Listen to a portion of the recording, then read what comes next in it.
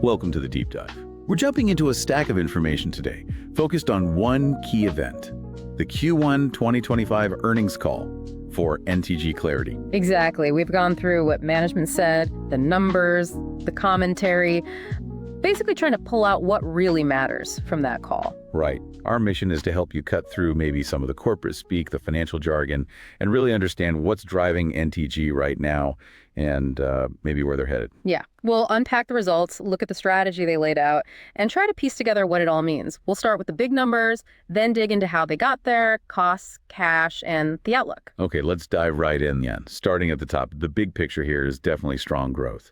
Revenue for Q1 2025, $19.7 million.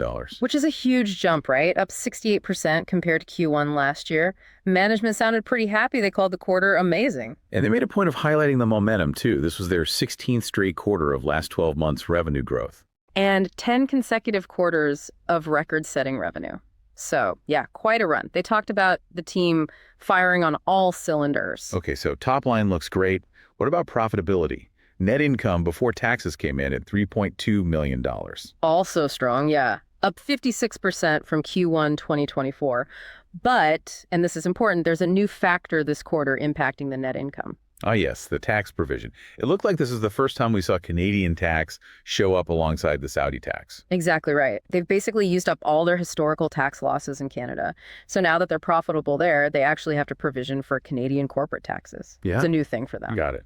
So a sign of success in a way, using up those losses, but it does impact the bottom line now. How much was that provision? The combined tax provision, Saudi and Canadian, was $1.2 million. So after accounting for that, the net income landed at $2.1 million. Okay, which is about, what, 11% of revenue? Roughly, yeah. And that translated to earnings per share of 5 cents for the quarter. Understood. And what about adjusted EBITDA? That's a metric they often focus on. Adjusted EBITDA was about 15% of revenue in Q1. Now, management did flag this was a little bit below their full-year target range, which is 16% to 20%. Okay, why was that? They said it was mainly due to some specific investments they made during the quarter, things they see as temporary drivers of cost. We can definitely get into those specifics. Right, so summarizing the headlines, strong, record-breaking revenue growth continues, solid pre-tax profit growth, but the net margin is moderated by this new Canadian tax situation and some specific Q1 investments. That's a perfect summary. The growth story is clearly intact, but those nuances on tax and investment are key to understanding the Q1 profitability picture. All right, so let's unpack that growth. So, how are they achieving these kinds of numbers consistently? What are the strategic pillars? Well, the foundation, no surprise here, is still the Kingdom of Saudi Arabia. KSA accounts for like 95% of their revenue. Still dominant. Absolutely. And it all ties back to Saudi Vision 2030. That massive government push for digital transformation and software development is just creating this huge wave of demand that NTG is riding. And within that huge market, it sounds like their first priority is really doubling down on the customers they already have. Yes, exactly.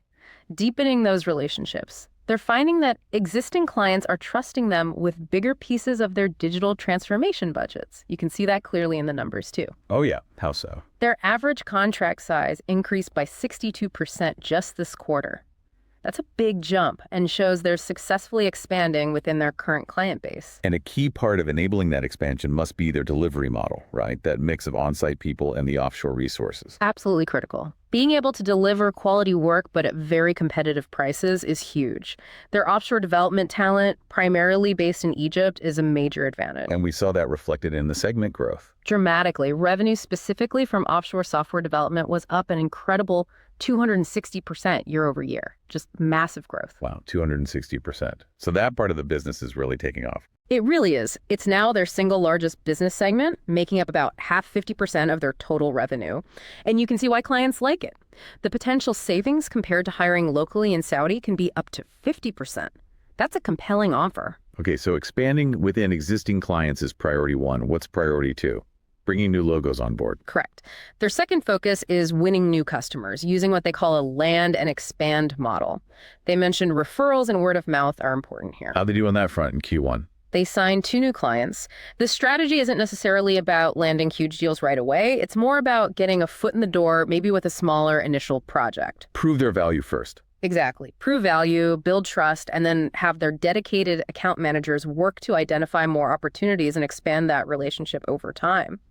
But it's worth noting, management was clear that the main driver of their overall growth right now isn't the volume of new customers, it's still the expansion with existing ones. Got it.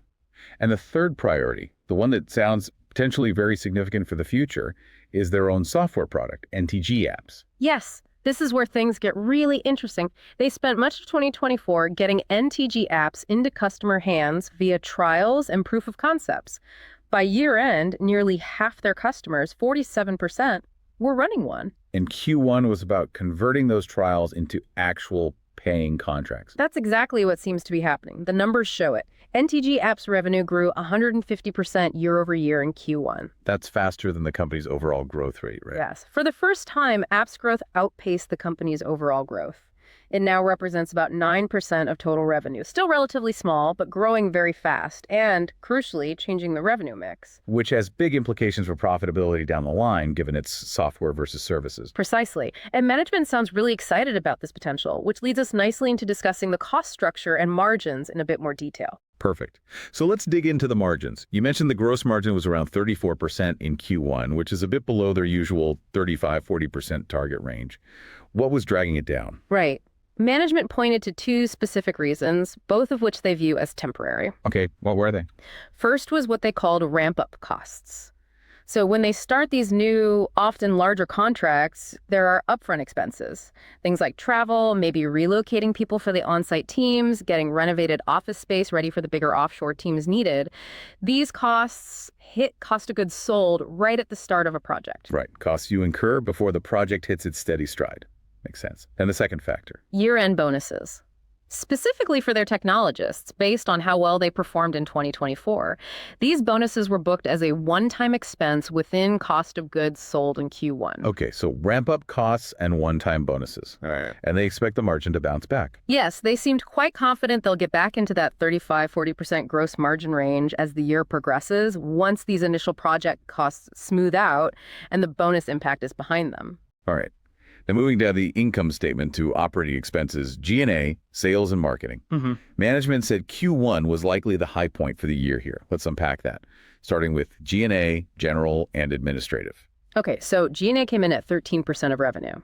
Now, as a percentage, that's actually down from 16% last year. But the absolute dollar amount spent on G&A went up. And that increase was deliberate. Yes, very much so. It was driven by a strategic decision to scale the workforce ahead of anticipated future demand. They're investing in growth capacity. Hiring people before the projects fully land, essentially. Exactly. Headcount in the G&A functions increased by about 15% in Q1 alone. This investment covers recruiting, hiring, onboarding, training. Importantly, a lot of these hires are future technologists who will eventually move onto billable projects. So their costs will eventually shift from G&A overhead to cost of goods sold once they're billing clients. Precisely.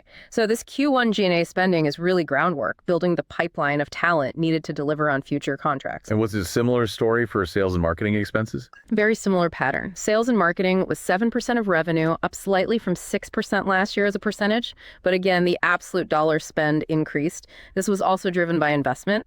Expanding the sales team. Yes, expanding the sales footprint. Headcount there was up about 10%. They mentioned adding dedicated account managers, especially for their larger clients, to really understand their needs and manage capacity planning. And like G&A, this line item also included the year-end bonuses for the sales team based on their 2024 performance. So another area of strategic investment hitting the Q1 OpEx. Okay, so pulling it all together, that adjusted EBITDA margin coming in slightly below target at 15% makes sense now. It directly reflects these conscious upfront investments in building both the delivery capacity the future technologists hired in the G&A and the sales capacity needed to keep fueling the growth engine. Exactly. Management presented it clearly as a necessary investment phase to support the ongoing growth trajectory. They strongly expect these operating expenses to level off, or at least grow slower than revenue, and for margins to improve back towards that 16-20% range, similar to what they saw late last year as these new hires become productive and the bonus payments are out of the way. Right, let's switch over to cash flow. Always important, especially when a company is growing as fast as NTG Clarity. Sometimes the income statement doesn't tell the whole story. That's a very good point. And we saw that here. Operating cash flow before changes in working capital looked pretty good. It was $2.5 million in Q1. Okay, but the total operating cash flow was lower. Yeah, the total operating cash flow for the quarter ended up being around $400,000. So quite a difference. And the main reason for that gap was the change in accounts receivable. Ah, the receivables. Money owed by customers. That's often a big swing factor in cash flow for fast-growing companies, isn't it? Yeah. You book the revenue when you do the work, but the cash comes later. It absolutely is. Management even called it a natural byproduct of the rapid revenue growth. They did provide some context, though. They said their day sales outstanding, or DSO, basically how long it takes to collect payment, is holding fairly steady around 75 days. 75 days generally implies they're collecting within about 1 quarter, which sounds reasonable. Right. And they backed that up by talking about the aging of their receivables. They said 91% of what was owed at the end of Q1 had actually been billed during Q1, with only 5% carried over from Q4. They presented this as an improvement from Q4 and evidence that collections are happening within expected timelines. So the message is the receivables are growing because revenue is growing fast, not because customers aren't paying. That seems to be the core message. They did get asked directly about working capital and reiterated that they expect this drag from receivables to moderate a bit now that the pace of revenue growth, while still high, isn't quite as explosive as maybe it was in earlier periods. Did they mention any timing factors that might affect collections in the near term? Yes, they did mention the upcoming Eid holiday in Q2 could temporarily slow down payment cycles just due to business closures and timing. However, they expect collections and also new deal signings to pick back up strongly in Q3. They anticipate seeing better cash flow generation in the second half of the year. Overall, they sounded confident in their ability to collect. Okay, good. Yeah. Good to know. It seems to be a timing and growth issue rather than a collections process problem. Anything else significant on the balance sheet? Just a couple of points. They mentioned they're consistently setting aside about $150K to $200 each quarter, specifically for paying down their long-term debt. So a steady, gradual strengthening of the balance sheet there. Okay. And there was also a question about warrants that were issued back in September. Management confirmed that with the stock price now consistently above the $2 exercise price, they're starting to see those warrants being exercised by holders, which, brings a bit of extra cash onto the balance sheet as well. All right. Let's look ahead then.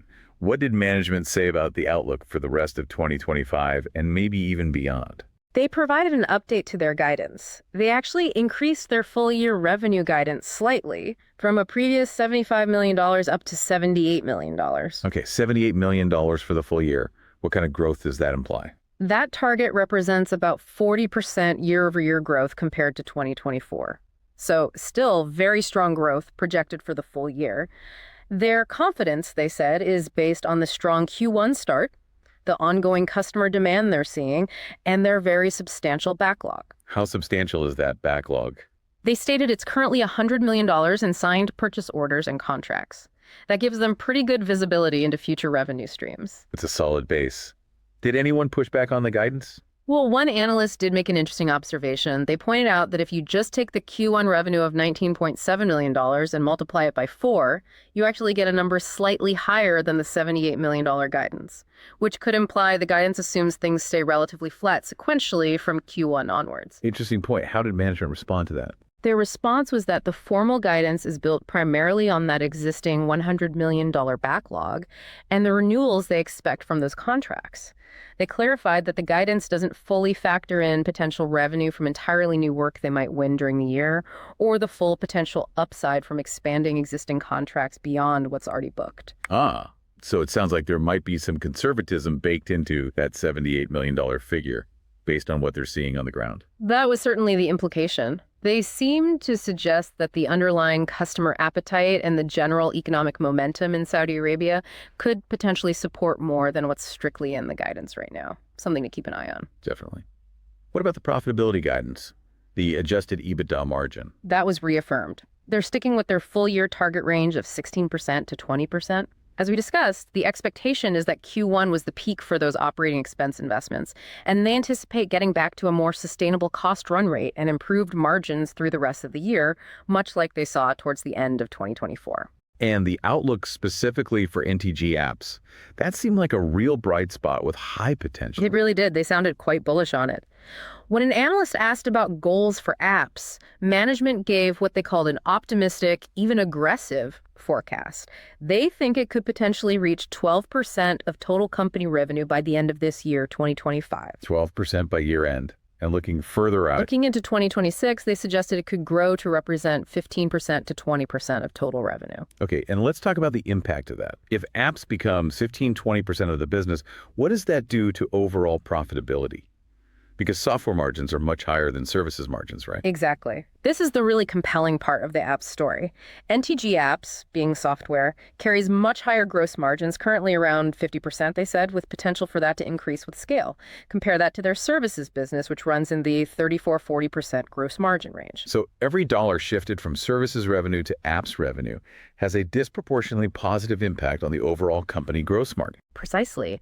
Management did a quick calculation on the call. They estimated that if NTG Apps were to reach that 20% of revenue mark, it could potentially pull the entire company's overall gross margin up towards 40%. Wow, that's a big lift from the 34% we saw in Q1, a potential 600 basis point improvement. Yeah, a 6 full percentage point improvement. It really highlights the margin expansion potential embedded in growing the apps business successfully. It's a powerful lever for them. They also touched on how quickly those new people they hired in Q1 would actually start contributing to the bottom line, right? How quickly they become billable. Yes, they estimated about a 1-quarter lag on average for those G&A hires, many of whom, remember, are future technologists, to get fully onboarded, trained, and rolled out onto billable client projects. So people hired in Q1 should mostly be contributing by Q2, or certainly by Q3. That's the expectation.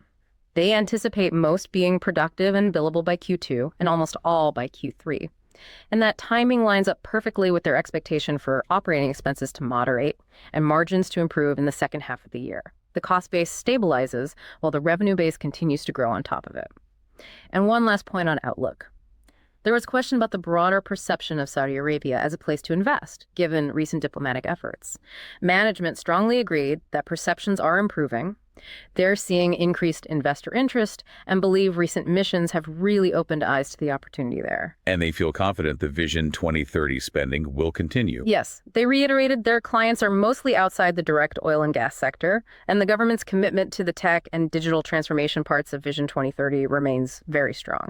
They see it as critical for diversifying the economy, not like some easily cut infrastructure project. Okay, so let's try to tie this all together. What does this deep dive into NTG Clarity's Q1 call really tell us? What are the key takeaways for you? Well, for me, it's a really clear case study of a company successfully riding a massive wave, that Saudi Vision 2030 initiative. It shows how they're translating that macro opportunity into tangible growth. Yeah, you really see the mechanics of rapid scaling in action here. Exactly. You see the need to invest ahead of the curve, hiring people before the revenue fully hits, which temporarily weighs on margins. You see the working capital dynamics, especially receivables, stretching cash flow as a natural consequence of that growth. But importantly, it seems like the underlying collections process is holding up, which is key. It's not necessarily a red flag if the growth is managed well. Right. And the other big takeaway for me is the strategic importance of NTG Apps. It highlights how adding a higher margin software component to a primarily services business isn't just about adding another revenue stream. It's a powerful lever for potentially significant profitability expansion over the medium to long term. That mix shift is crucial. That potential for margin expansion as apps grows really stands out. So, thinking about everything we've discussed, management invested heavily in Q1, building capacity in both delivery and sales. They see Q1 costs as a peak and expect margins to improve. They've got a big backlog providing visibility. And they raised revenue guidance, but hinted it might even be a bit conservative given the demand they're seeing. Okay, so here's a final thought to leave you with. Considering those Q1 investments are now in place, if NTG manages to get those new hires productive and billable quickly, maybe even faster than the 1-quarter lag they estimated, and if that expanded sales team effectively converts the backlog and taps into that strong customer demand, maybe driving revenue recognition faster than the current guidance implies, and if those operating expenses do indeed moderate as planned, then the stage could be set for some positive operating leverage later in the year. Exactly. Could we potentially see them outperform that reaffirmed 16-20% adjusted EBITDA margin guidance later in 2025 as the revenue base expands over a more stabilized cost structure? It seems like a plausible scenario if execution stays strong. Something to certainly think about as you follow their progress. Definitely something worth considering based on the setup they described. All right, that wraps up this deep dive into the NTG Clarity Q1 2025 earnings call. We really hope unpacking the results, the strategy, and the outlook gave you some valuable insights today. Just a reminder, this analysis was based on the information shared during the earnings call. For a complete picture, you should always refer to the company's official filings and reports. Absolutely. Thanks for joining us. We hope you found this useful.